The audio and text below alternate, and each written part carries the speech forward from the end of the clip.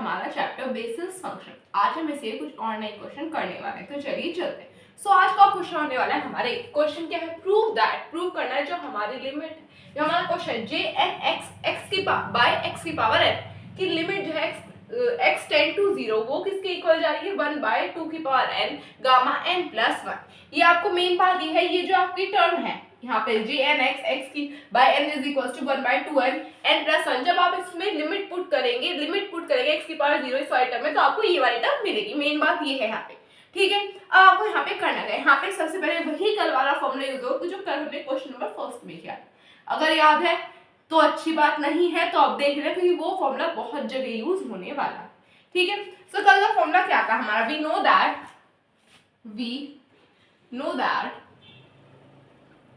No that J N x is equals to x की power n upon 2n gamma n plus 1। सबसे पहले you करते हैं 1 minus x square bye, यहाँ पे आ जाएगा 2n, यहाँ पे 2n प्लस 2 प्लस, ये इसी तरह से आपकी वैल्यू चलती रहेगी, ठीक है। ये चीज आप लोगों को याद होनी चाहिए। आगे आ जाएगा आपका x की power 4 upon 4 into 2n plus 2n plus 4 dash, ये चीज तरह से टर्म आपकी चलती रहेगी। अब सबसे पहला काम क्या होगा, यहाँ पे इतना चीज आप लोगों को मिल गई। अब ये जो क्या कहा गया कि इन्होंने हमें जे एन एक्स की वैल्यू के लिए नहीं कहा, इन्होंने कहा J N x by x की पावर n। तो यहाँ पे क्या आना चाहिए, नीचे होना चाहिए डिवाइड में x की पावर n। तो सबसे पहले यहाँ का जो x की पावर n है उसको डिवाइड में लेके चले जाएंगे, हम यही काम करेंगे यहाँ पे। तो चलिए चलते हैं। अब यहाँ पे आ जाएगा J N x by x की पावर n, यहाँ पे 1/2n gamma n plus 1 minus x square by 2n plus 2 plus x की power 4/4 into 2n plus 2n plus 4 इसी तरह से हमारी टर्म चलती है। अब यहाँ पे क्या होगा, इन्होंने क्या कहा, हमारी लिमिट कहाँ से कहा था, हमारी लिमिट टेंड कर रही है x से 0 पे टेंड हमारी लिमिट कर रही है, 0 तक टेंड कर रही होगी। यहाँ पे एक चीज और लिख लेना, जो हमारा n है -1 से बड़ा होगा। -1 से बड़ा क्या होता है 0, ये वाली कंडीशन आपको कंडीशन एग्जाम में पर्टिकुलर से देखने को मिलेगी, ठीक है। यहाँ पे स्किप हो गई। अब यहाँ पे क्या करेंगे, यहाँ पे हम अपनी लगाएंगे limit, taking limit on both side x tends to 0, जहाँ पे x कहाँ पे टेंड कर रहा हो, 0 पे टेंड कर रहा हो। अब देखो, अगर आप लोगों को यहाँ पे ध्यान से देखोगे तो यहाँ पे हम लोग क्या देखेंगे, सबसे पहले limit x tend to 0 J N x by x की पावर n। इसमें कोई n की टर्म नहीं है, तो यहाँ पे क्या हमें लिमिट की जरूरत होगी, नहीं होगी। यहाँ पे हमारा मेन काम होगा, उसके बाद हम लिमिट का करेंगे x की पावर इज इक्वल टू 1/2 की power n gamma n plus 1 limit x tend to 0।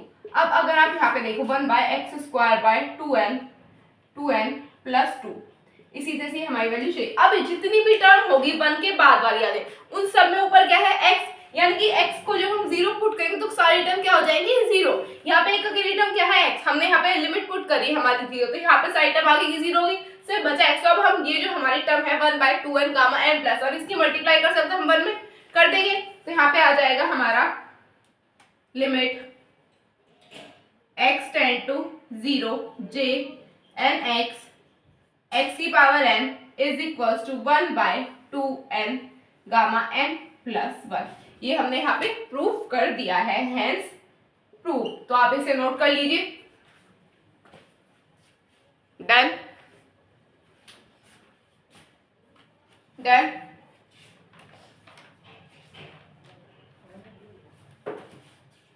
अब यहाँ पे मैं आप लोगों को आपके डिफरेंस फॉर्मूले लिखवा दे रही हूँ। मैंने आप लोगों को कहा था डिफरेंस फॉर्मूले यूज होंगे, या तो आप लिख लो, बट हाँ कुछ बच्चों को मुझे लगा है लिखा नहीं हो, तो मैं यहाँ पे पर्टिकुलरली मेन यहाँ पे हमारे 3 फॉर्मूले जरूरी है, वो 3 लिखवाऊंगी। आगे जो भी फॉर्मूले है वो डिफरेंशिएशन वाले, जो डिफरेंशिएशन वाले होते हैं वो ज्यादा जरूरी नहीं होते, बल्कि 4 इंपॉर्टेंट है, वो 2 डिफरेंशिएशन वाले, उन्हें आप जरूरी नहीं है, तो उन्हें आप स्किप कर सकते हैं, बट हाँ वो स्टार्टिंग के 4 रिकरेंस फॉर्मूले आपको आने ही चाहिए, तो मैं आपको आज वो लिखवाने वाली हूँ।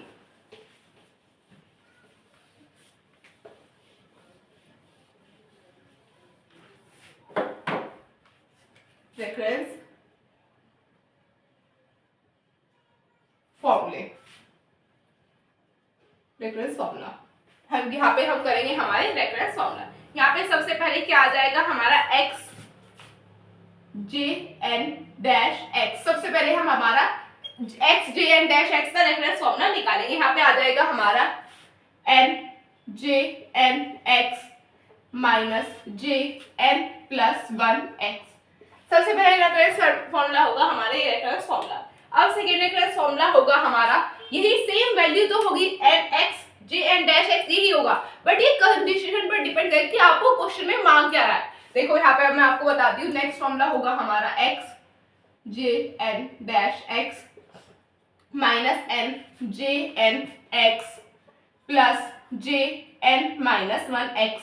देखो दोनों टर्म किसके इक्वल है, यहाँ पे ये दोनों क्या है x J n dash x, दोनों ही टर्म है, बट हाँ इनकी वैल्यूज डिफरेंट है। रीजन कि जो आपको सॉल्व अलग अलग वे सीखे, इसी तरह से जब आपको क्वेश्चन में जिस वैल्यू की जरूरत पड़ेगी, जिस तरह की कंडीशन वहां पर बन रही होगी, आप उसी के अकॉर्डिंग यहाँ पे फॉर्मूला यूज करने वाले हैं। ठीक है, तो यहाँ पे थर्ड रेफरेंस फॉर्मूले की बात अब हम करते हैं। थर्ड रेफरेंस फॉर्मूला हो जाएगा वही इन दोनों इक्वेशन को ऐड करके 2x जे एन डैश एक्स। यहाँ पे ये दोनों, यहाँ पे हमारी दो टर्म हो जाएंगे कैंसिल, हमारा बचेगा यहाँ पे जे, ये दोनों टर्म हो जाएंगे cancel, J n minus 1 x minus J n plus 1 x. यहाँ पे हमारा फॉर्मूला हमें मिल गया। अब बात करते हैं अपने फोर्थ रेफरेंस फॉर्मूले की। ठीक है, फोर्थ की तरफ हम मूव करेंगे। फोर्थ रेफरेंस फॉर्मूला अगर आप लोगों को याद है क्या होता है, 2n जे एन एक्स। यहाँ पे डैश वाले थे अभी हमारे तीनों, अब हम हमारे यहाँ पे एन एक्स वाला आ चुका है। यहाँ पे क्या आ जाएगा, x J n minus 1 x plus J n plus 1 x. ये आपका हो जाएगा फोर्थ रेफरेंस फॉर्मूला। तो आप लोगों को ये याद रखना पड़ेगा। ठीक है, यहाँ पे आपकी जितनी भी एग्जाम्पल है और जितने भी इंपॉर्टेंट फॉर्मूला है वो सारे हो चुके हैं। इनको मैंने क्यों लिखा, क्योंकि एग्जाम में 101%, यहाँ पे 101% फॉर्मूला ये डायरेक्टली भी पूछी जाएगी। ऑब्जेक्टिव वालों के में आएगी कि कहीं पे प्लस माइनस कर देगा, नन ऑफ दीज दे देगा, उसमें ये इनमें से कम 2 फॉर्मूले आपको देखने को मिलेंगे। सारे नहीं मिल सकते, 2 तो मिनिमम होंगे, तो इन्हें अच्छे से प्रिपेयर कर लेना। इन्हें नोटबुक में या तो अलग से लिख लो, किसी पेज पे अपनी जहाँ पे आप पढ़ते हो वहां पे लगा दो, नोटबुक में लिख के आप छोड़ सकते हो। डन। ये जो मैंने आपको रेफरेंस फॉर्मूला लिखा, ये क्यों लिखा, क्योंकि अब हमारे एग्जाम्पल हो चुके हैं खत्म, फॉर्मूले भी हो चुके हैं खत्म। अब हम करेंगे हमारी एक्सरसाइज स्टार्ट। एक्सरसाइज स्टार्ट होने से पहले आप लोगों को हर एक फॉर्मूला कंठस्थ याद होना चाहिए। ठीक है, याद कर लेना, नहीं है तो कि कल से हम स्टार्ट करेंगे। एग्जाम्पल हो गया, मैं धीरे धीरे से, क्योंकि अभी एग्जाम आने में काफी टाइम है, एग्जाम बच्चों की जल्दी नहीं है, धीरे धीरे हम अपना सिलेबस कवर कर लेंगे। अब भाई मैं आपको करा दूं, आपके एग्जाम हो 6 महीने बाद, कोई फायदा नहीं होगा, धीरे धीरे लगेगा, क्योंकि काफी सारे बच्चे कंपटीशन की भी तैयारी करते हैं। उस अकॉर्डिंग करिए भाई, धीरे धीरे 10-15 मिनट को अपना मैथ्स को दे रेगुलरली, उनका काम हो जाए। ठीक है, तो अब हम चलते हैं।